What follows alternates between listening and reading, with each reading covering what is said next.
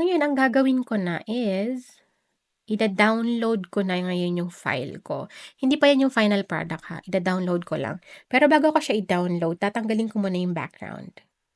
Yan. Ang ida-download ko lang is yung mga elements.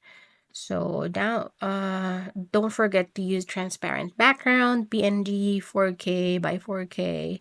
Tapos, select natin yung page 4. Yan. Page 4.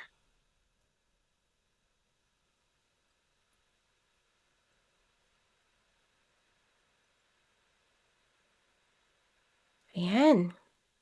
Ngayon, ililive ko lang din muna ulit yan. Mag-add lang ulit ako ng another page. Tapos, i-upload ko to.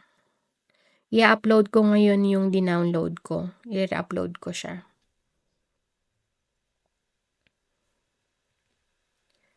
Ayan. Tapos, maglalagay ulit ako ng background. Always, always talaga. Or pwede ko na lang i-copy tong background dito. Tapos, send to back ko lang siya. Ayan.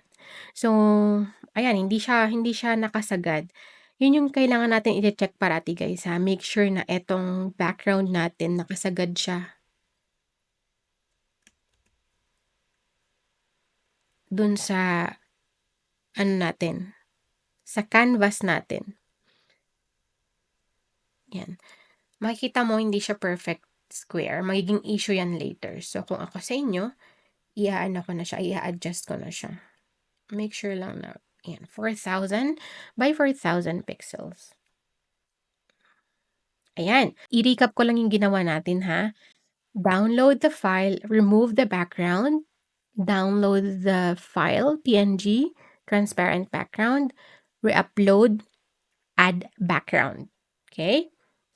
Kung sa tingin mo nakakalito siya, stop the video, balikan mo yung previous video, gawin mo lang ng gawin, mag hands-on ka hanggang sa magets mo siya. Okay? And then, ang gagawin ko na dito is, group ko ulit siya. And itetest ko nga ulit kung perfect. Yan. Dapat 4K by 4K always siya. Right? Ngayon naman, kanina nagpunta tayo side to side, 'di ba? Ang gagawin ko naman ngayon is i-duplicate ko 'to. Up and down naman tayo ngayon. Yan. Makikita mo naman yung sa gilid, nakalagay doon 2,000 by 2,000.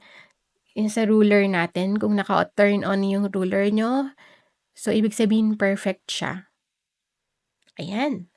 So, up and down, ngayon naman, kung feeling nyo naman necessary na mag-add ulit kayo ng fillers or i-move nyo ulit yung mga elements nyo, pwede nyo siyang gawin. So, ngayon, gusto kong maglagay ng additional na main element dito sa part na to. Yan. And also, magagawin natin sa part na to. Kasi feeling ko medyo kalbo. Ganyan. And what else? This one. Gusto ko siyang dito. And for now, additional fillers. So, gawin sa elements ko. Tapos, na recently used. Pwede mo magiging heart dito. Kung magagawin na ako ng elements. Yan ang mga fillers. Kasi medyo may mga empty spaces. Paano ba ilagay? Sa akin, sa tingin malaki yung gap. Lagyan nyo siya ng mga fillers. Pero sa tingin malaki siya. Leave it as is.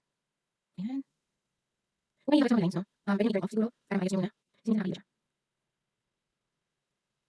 Ay, di ba tingin yung lines? Feeling your lines. Para sa akin, siguro okay na to. Later, makikita ko yung mga malalaking gap sa final product ko.